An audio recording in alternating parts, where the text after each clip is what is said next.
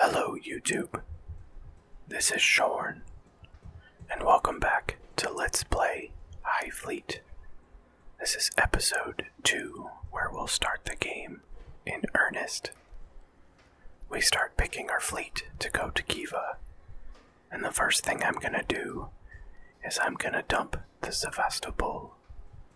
It's just too big and too fuel inefficient a ship to take along. Instead, I've created my own ships. First it is the Soteriopol, the savior of the city. It's a cruise missile carrier. Then we have the Warbow, and that's our aircraft carrier. Then we have the Mir, which has radar and electronic intelligence.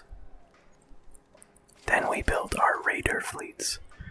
Those are going to be built of Thunders, which are a modified Lightning, and Ravens, which are fuel tankers that also carry short-range ballistic missiles. We were days away from departing for Khiva when a strange Elaim in a golden mask approached. No Elaim can endure the open air for long, so many of them hide their face. This one was unlike the others. Other Elaims called him Al-Sahir and treated him with reverence. I know that Dowd questioned him. This Elaim convinced the crew of the Sevastopol to take the ship to Ur, and that's all we know about him. I can't imagine what he did to convince them to do this, but we owe him everything. Grand Duke, allow me to speak with you. This was the first time I had ever heard his voice. The mask muffled it. I couldn't discern his age. I'm sorry, I skipped through the dialogue in this episode a little quickly, so I'm going to paraphrase. Basically, he's going to tell us that a man named Omar Khan is a Tarkhan northeast of here, and he gave us a pot to give to Omar Khan. We look inside the pot, and it's covered in a strange ointment that has a pleasant fragrance. Essentially, we're gonna go to this warlord, and we're gonna give him a Bath and Body Works sampler pot, and he's gonna go ahead and go to war with us for that. I guess that's just the way the lore in this game goes. Bath and Body Works is probably very expensive if you have to move it on a ship carrying burning pressurized methane. So, the first thing we're going to start doing is send out our raider fleets ahead of the main fleet. This is going to be composed of 1 Thunder and 1 Raven. They're going to take the cities for us, so our main fleet isn't in any danger. So we have 4 raider fleets. In theory, we could be taking 4 cities at once. The tendency when you start this game is going to be to blob your whole fleet everywhere you go. But especially if you have the Sevastopol, you notice, or you may not notice, that it's so slow that you can't avoid the strike fleets. Even if you silent strike every city, there's no way you make enough money and no way you take enough cities to stay ahead of the curve, so to speak. The next thing I'm doing is I'm marking out giant empty spaces on this map. There are the hidden people in this game that have cities unknown to the gathering. We want to try and find those cities because it's a safe place for us to refuge our main fleet. So the first fight of the episode, let's see how it goes.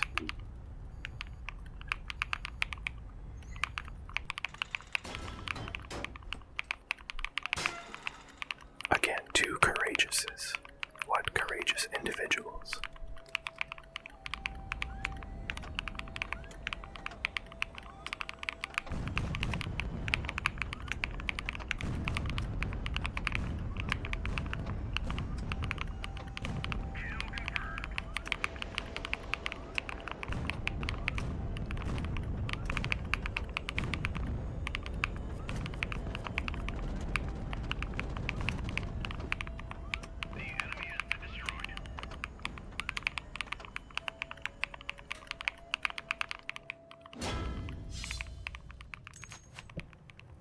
be survivors on the surface, Duke. If we don't save them, people will talk. We could salvage something valuable, something to sell in the city, and we could certainly use the money. But we must act quickly. The fire is spreading. And be careful out there. Some of the things you find may be too dangerous.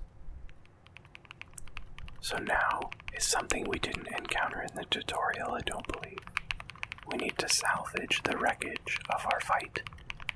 We can get weapons that we can sell for money or put on our ships. We can get fuel, which will save us money. We can get ammunition, which is specialty ammo to load in our guns. We could also get gifts for potential Targons. Whoops, I paused just there. We could get gifts for Targons, which would make it easier to recruit them. We could also find radio ciphers, and radio ciphers make it easier to decode transmissions once the enemy's found that we have been intercepting their radio calls. Here's another fight.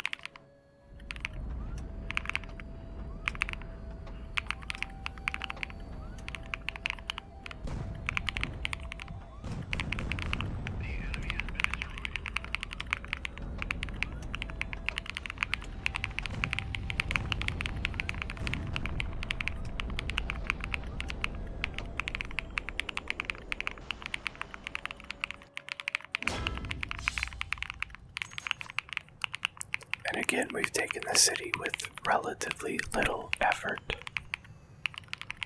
which is fine by me. Now, the game becomes... Oh no, so Nemriz, if you see 2 diamonds there, that means there's another fleet landed already. This one has a prize ship, which is actually great luck. Prize ships we will sell for a profit once we take out their escort ships.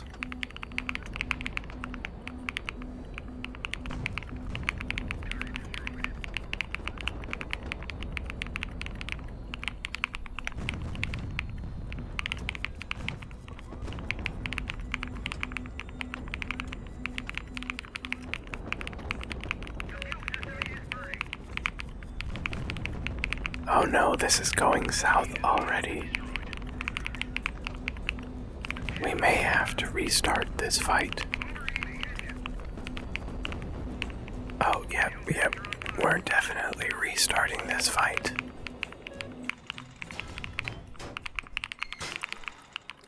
When you have 2 fleets at once, it becomes very hard to take the city with just a single... I believe these are corvettes. Corvettes not as in the Chevy, but as in the class of ship. Corvettes are slightly smaller than a frigate, but usually with frigate-class weapons, if that means anything to you.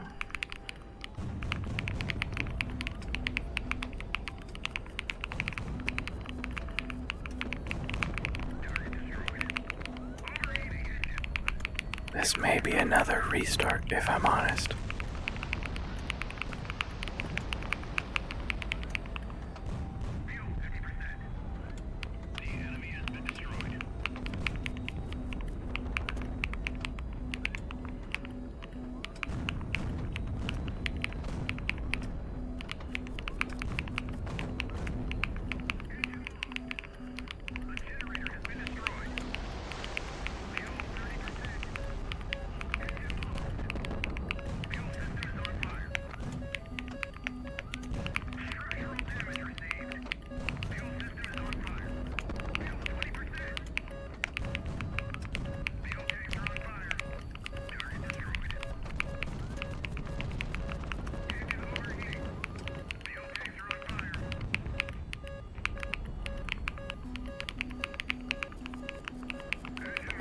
Yep, we lost all our weapons, so that's a restart as well. Sorry about this, guys, but That's one of the benefits of playing the game on easy, is that you don't lose anything from restarting fights. The harder you play, the more the downside of restarting fights. And at some point, you just have to accept that you lost your ship. But I've never beat this game before, so easy mode is fine by me. It's clearly the skill level that I'm at right now. And that's okay. Remember guys, games are supposed to be fun. They're not for bragging rights. Unless you have fun bragging, I guess. There we finally took the city. That was a tough fight. And we'll go ahead and pick our perks for that ship. I believe we took veteran pilot. I didn't quite see, to be honest. The other thing to know about scavenging here is if we don't secure the fuel tanks or the ammunition, they'll explode and destroy another salvage piece. Alright, we've made a big mistake here. That fleet has ran out of fuel just outside the city. They're not going to be able to go any further unless we can get another fleet to link up with them. Likely what I'll do is I'll take the raiders in Ashdod and bring them to escort the other ones back to the city. I think what happened is that when I took off, it showed that I had enough fuel to get there. But there is a delay when taking off, and you do burn fuel taking off.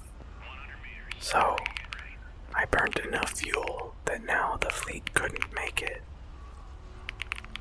It's just lucky I didn't get within detection range before I ran out of fuel. Otherwise, I would have alerted the city. The morning after, you find a note in the pocket of your uniform. You have no idea how this slip of paper ended up in your possession. One of your Targons is a traitor, Amir. Go to Urgek's house in the veteran quarter. So the house mentioned in the note is easy to find. A tall, aged Elohim, perhaps Urgek himself, meets you at the door. He's getting on in years, but his bearing and commanding voice betray his Hadashid origins. Is this your home, Urgek? Is this truly how former Metasadis live? So he was a guard for the Emperor. The Hadashids stopped receiving their pensions when the Lord Governor overthrew the king, the old man responds calmly. He's telling me now that Prince Allahu Fazil is giving information to Khiva about our whereabouts. So, now we have the choice. Do we assign a security escort to Prince Fazil? Or do we write this guy off as a crazy old man? What I'm gonna do is I'm going to put security on Prince Fazil. This is gonna make him very mad at us. But it's gonna give us a big benefit. See, he's got -4 loyalty, but reduced chance of betrayal in cities. So now we can sit in cities longer before the gathering is alerted to our presence. The loyalty with Prince Fazil would allow me to use him for money. Basically, I could call him and he would give me $10,000. However many times I have loyalty with him, so I believe I had 2 or 3 loyalty. So that was $20,000 or $30,000 I just gave up. But the guy's a traitor, so I can't be too upset. I am a little upset at my mistake with that fleet that's out of fuel. That was a rookie mistake, we'll call it.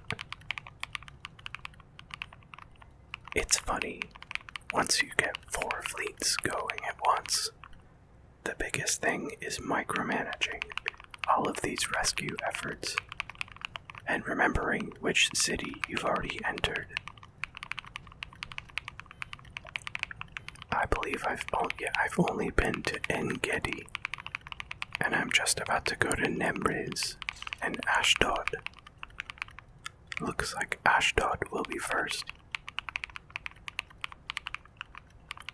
The other thing to notice about salvage is that there's a skull and crossbones on some of them. The skull and crossbones means that your men could die if you try and take that without putting on protection first. I don't know what preparing for a fuel explosion looks like, but it's probably pretty hardcore. So I'm just gonna leave Ur now with my main fleet and go to Ashdod now that it's safe. Hopefully I don't run them out of fuel too. That would be embarrassing.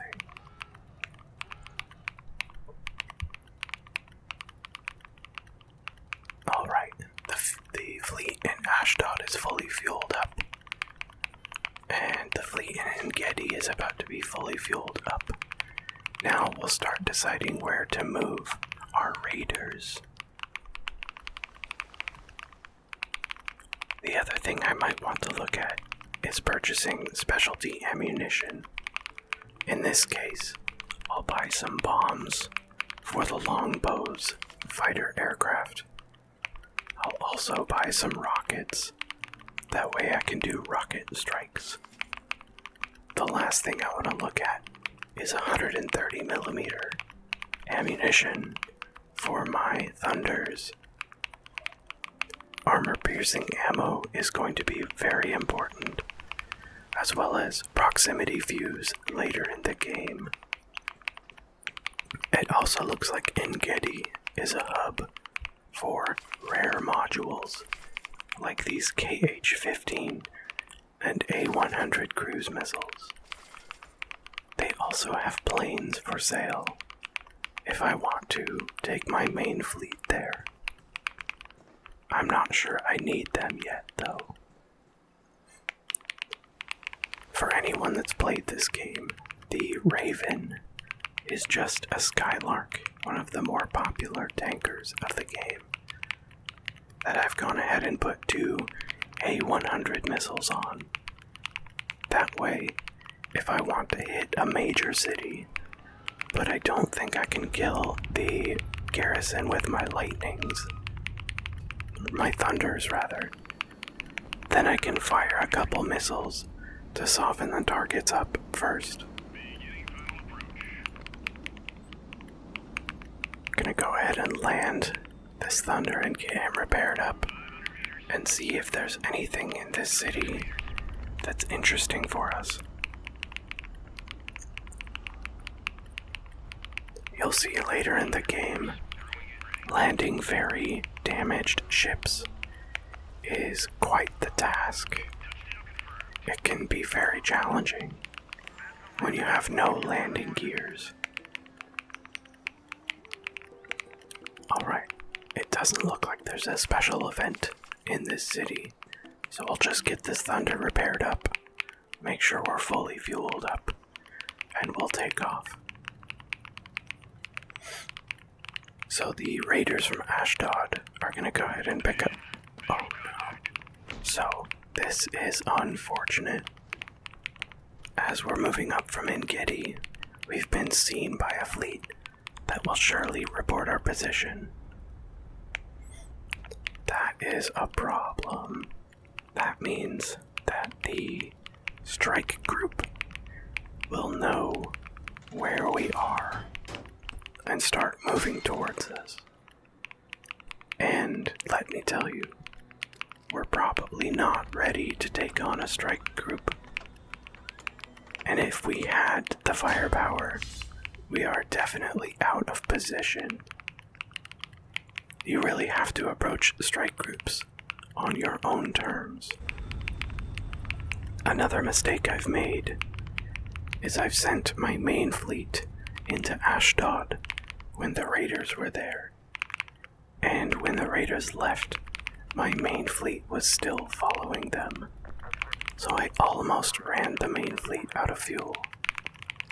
I know I joked about that, but that was too close. Too close. Alright, so we went ahead and took that trade ship without a fight. He didn't have any transports. So we're gonna bring him up to the next city. In the meanwhile, let's take... was it Ashdod? No, I don't believe it was. Anyway, here's 3 Courageouses getting blasted. Oh, sorry, 2 Courageouses and a Slogger. The Slogger is actually a very dangerous ship. It's got the same guns that my Thunder has. Plus, it has missiles, and enemy missiles regenerate over the fight, meaning they get to launch them over and over for free. It's really not fair. Now, anyone that's played the game before might notice that I'm making a mistake here, and it's one that could cost me, depending on where the strike group is. The red clock in the corner is saying that there's an alarm raised. The strike groups have notified all of the fleets that there's enemies in the area. So I can't silent strike a garrison right now. And I'm heading into the garrison at Cumdag.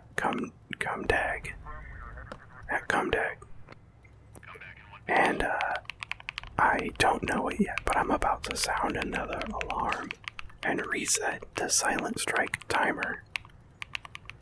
So always pay attention to that red flashing clock. So we've gone ahead and entered this city, and we can buy reinforcements here. So there's a tanker, which would be very nice. Oh, and a Targon and a Cormoran. A group of people from the ship approach you. They're all dressed in military uniforms. A tall Elaim walks ahead of the rest. A sword shows from his hilt and behind his back. In the name of the Empire, I welcome you, Omar Khan. Your words elicit no reaction. Peace be upon you, son of Sayadi. I am Omar Khan. Hey, buddy. I got you some smelly stuff from Bath and Body Works. His eyes suddenly freeze in their socket. He looks at you in response. His voice is shaking imperceptibly. Is it lavender flavored? Is it honeysuckle? Maybe honeydew melon? Yeah, it's honeydew melon, Omar Khan. Would you like to go to war with me now? Absolutely, I will go to war for you, for this delicious smelling lotion. Omar Khan, going to war for probably $20 of Bath and Body Works stuff that I had a gift card for is pretty funny. Plus, he's got perhaps the best ship in the game for me right now. The Cormoran is a light cruiser, and it's, in some ways, better than the Sevastopol even. It's certainly more mobile and more fuel efficient. And in a game where you're burning liquid methane to keep ships the size of... it's the size of a small skyscraper in the air. Fuel efficiency is everything. So now these guys are already in flight we did not silent strike them because we were dumb and we did not pay attention. Actually, let me correct myself. I was dumb. You did nothing, I'm sorry. Anyway, we're gonna blow them up, don't worry.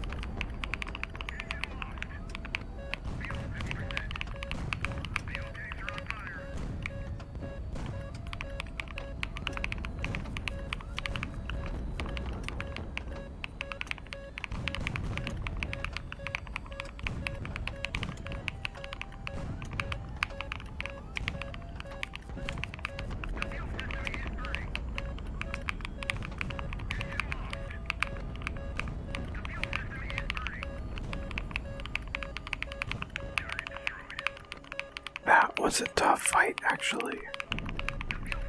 Oh, and we lost 53 crew. Hey, sorry guys, but I don't have time to retry that fight right now. You understand, right?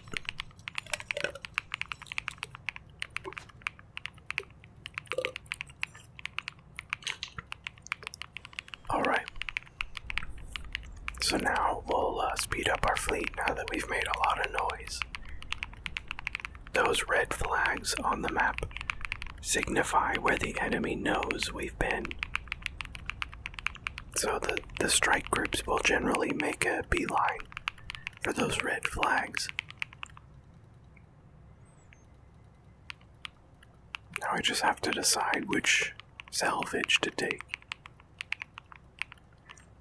And I don't know if you notice, but I'm about to make the same mistake again. I'm sending a fleet directly into the city while the silent strike alarm is going off. Actually, it looks like I'm about to do it with 3 fleets simultaneously. Some lessons are best learned thrice, or 4 times, I suppose. So this Thunder is in bad shape. It's got a couple of its engines blown off. Basically, the whole left side is ripped to shreds. It's gonna be a real bear to land it. And while I would like to go for that 26% bonus, sometimes it's just not worth it. See, I almost splatted us into the ground, so I'll just settle for setting it down. 5% is not much of a bonus, but it's better than nothing.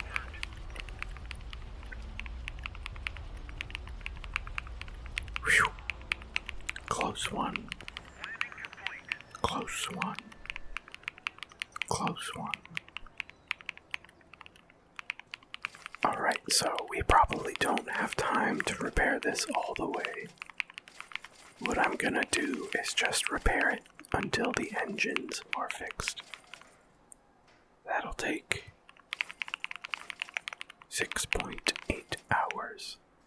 6.8 hours. 6.8 hours. Here's something to see. We have a troposcatter communication station. We can now use this point to decode 5 pieces of intel. 3 points for the strike group location, 2 points for attack group location, and 1 point for each trade group location. So we found the strike group Basalt. We know they move at speed 110, so it's a good thing to do to put it on the map. That way we can reference it, because those red diamonds won't stick around forever. So every time you find a strike group, or a trade group, or attack group, you should mark their location on the map. This is one of the the cool things this game does, is it integrates its mechanics into a map, much like you would do in real life. So I've gone ahead and done calculations to figure out how long it's going to take for them to get here. 110 kilometers an hour and approximately 1,700 kilometers. That'll take them about 16 hours, a little less than that, to get there. So we know they'll be there around 10 o'clock. I think I'm gonna catch my mistake before I set off another alarm. I hope. Oh, I don't know, they're getting close in Khiva. Oh no. I do pre-record these episodes, so I'm fairly sure I know that I don't make that mistake. But look how close I was. So we sell that captured ship. My main fleet has arrived in Ashdod, so I'm gonna fuel up as much as possible, because Ashdod's fuel is cheaper and quicker to refuel. I still have the Cormoran in that city, and what I'm waiting to do is seeing if I can get enough money to comfortably buy that tanker. The tanker is so nice to have with your fleet, especially a fleet as large as that Cormoran. But I would be left with $10,000, which is not a comfortable amount of money in this game. $10,000 at some point could leave our fleets without fuel, or force them to sell things like these missiles that I bought earlier. And I would really like to use those missiles on some gathering a-holes, you know? So we have 2 more intel at this station. We'll see what I use it on. See, I've caught my mistake. The alarm is raised, and I almost sent them into the city. But that would be a large mistake. On the other hand, it would make it guaranteed that the strike group stays on the west side of the map. So there is some merit to going loud, as it's called, on one side of the map, when your main fleet is on the other side as a distraction. Here, I'm just gonna put the name of the trade groups that I've seen: Albatross and Sparrowhawk.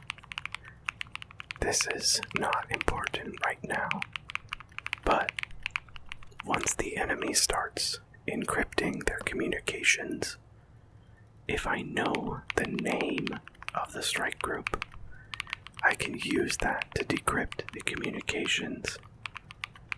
In cryptography, it's called knowing the clear text. And by knowing the clear text that we're looking for, we're able to decode the ciphertext. Ciphertext. Ciphertext. Clear text. Ciphertext. So, now my fleets are gonna sit outside the cities and wait for that silent strike alarm. Also, I need to get this damaged Thunder and its tanker out of Kumdag, but I don't know if they can assault Kushan in the state of repair that they're in. And since we're getting closer to the arrival of that strike group, I'm just gonna pair them up with the other raiders on the west side. West side. West side. Alright, we've got a radio transmission. We're gonna figure out where that strike group is. And I'm gonna make a horrible beeping sound. Alright, so Basalt is arriving at speed 110 in less than an hour. And if you see that yellow arrow, it's pointing towards Muchen. So they didn't take a direct flight from Gilead to Kumdag. They actually went to Muchen first. So I'll move my little mark on the map there. So we know our raider fleet is safe now, with the strike group 1 city away. And we have a pretty good shot at destroying that strike group now that we have their location. Alright, the silent strike alarm is over. Now we can start taking cities again.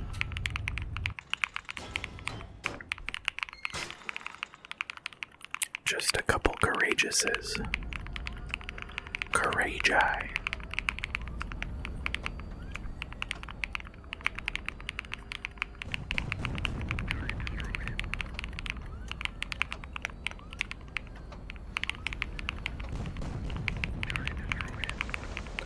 Easiest fight ever. Like, why did they even try?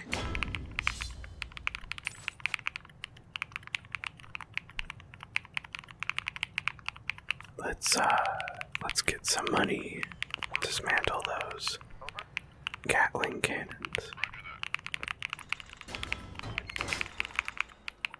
Alright, a courageous and a slogger. Courageous. Slogger. Courageous. Slogger.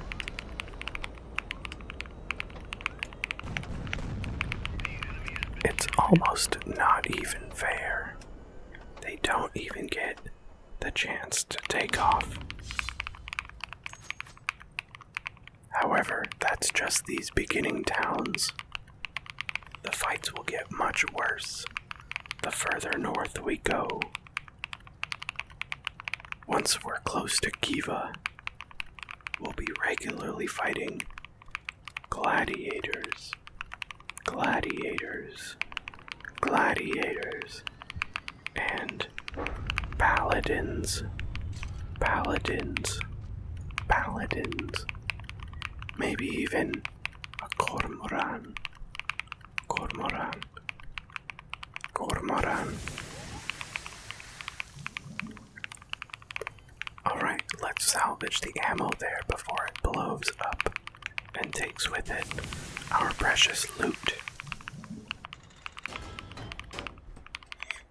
Here's the fleet. We have 2 Thunders in, and I want to make sure I'm not sending out the damaged one. Although it is just 2 Courageouses, so maybe it would have been fine. Like, look at that. Like, bro, don't even turn your ship on. Leave that thing on the ground. It's going back to the ground anyway, one way or another.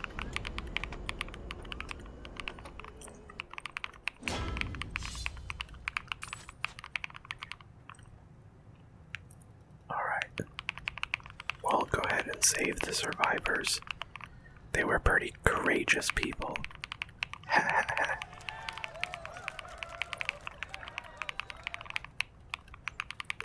Here's where we're gonna start looking for the hidden city.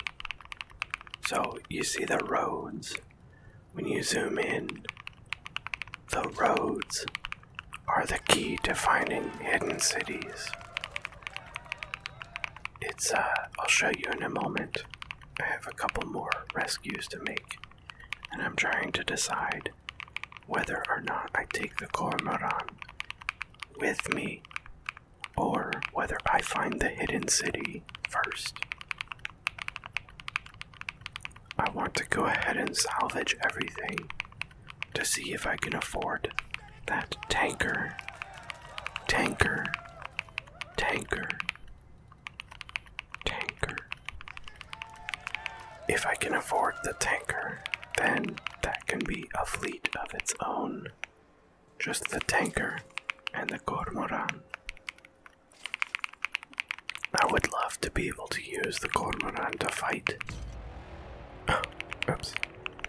I must have accidentally sent my crew into a dangerous salvage without protection. Sorry guys, always wear a rubber, you know. Alright, another city to buy reinforcements. There's a mockingbird,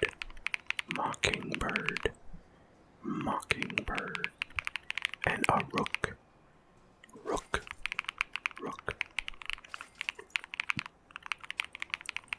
Nothing I want. However, I have more money now, so I think I'll buy the tanker. With 22,000 to spare, we're looking good now. So like I said, we're gonna go along the roads, and this can be fairly risky, because if you run out of fuel in the middle of nowhere, you have to take time and divert your forces to go rescue that fleet. Not to mention, it's my main fleet, so it takes a lot of fuel to get anywhere, so it might even take multiple trips, even with my fuel tankers, the Ravens.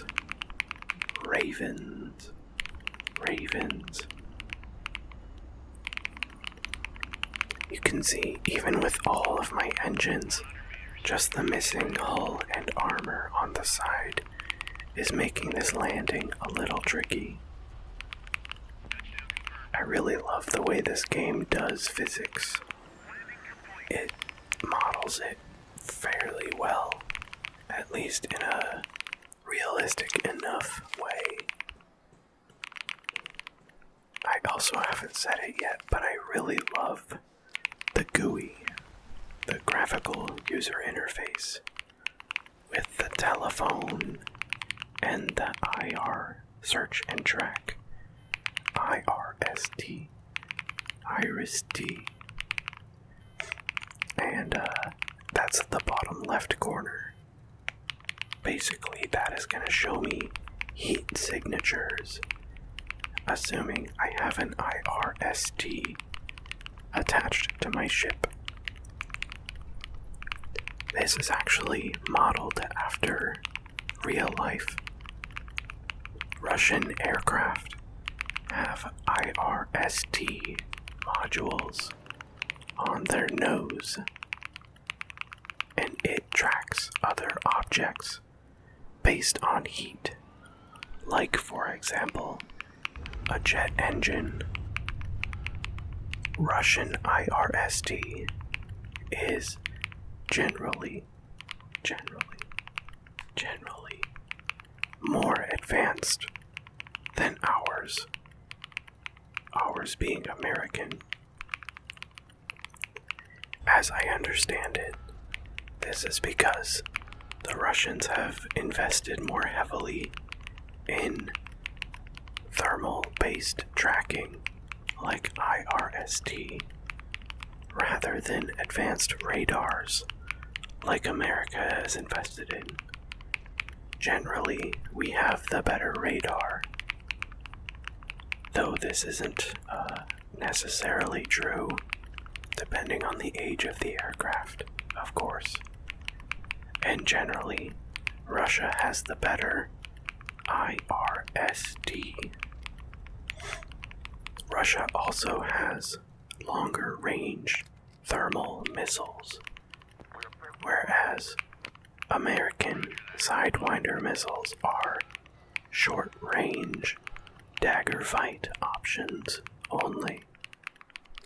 Sorry, that's just an aside. That's just fun technology that I learned through DCS. Digital Combat Simulator. Of course, I know nothing about this in reality, just what simulation video games have told me. Though, if you look at the War Thunder forums, people are leaking plenty of real information. So, maybe it's more accurate than I would imagine. I can't believe how many people have gone to prison for leaking classified information about tanks, planes, helicopters online just so that their favorite video game War Thunder could get it right and buff the dang plane already. Like treason charges over I want my tank to be better, because in real life it's just a lot better, I swear. Alright guys, I'm realizing that I've gone way long on this episode. I'm gonna go ahead and sign off here. Will we find the hidden city? What will we do about that strike group? Will we ever get to use the Cormoran? Find out next time on Let's Play Highfleet. I hope you guys enjoyed. Please like, subscribe, leave me feedback in the comments. Or, don't do any of that and just have a great night. Good night.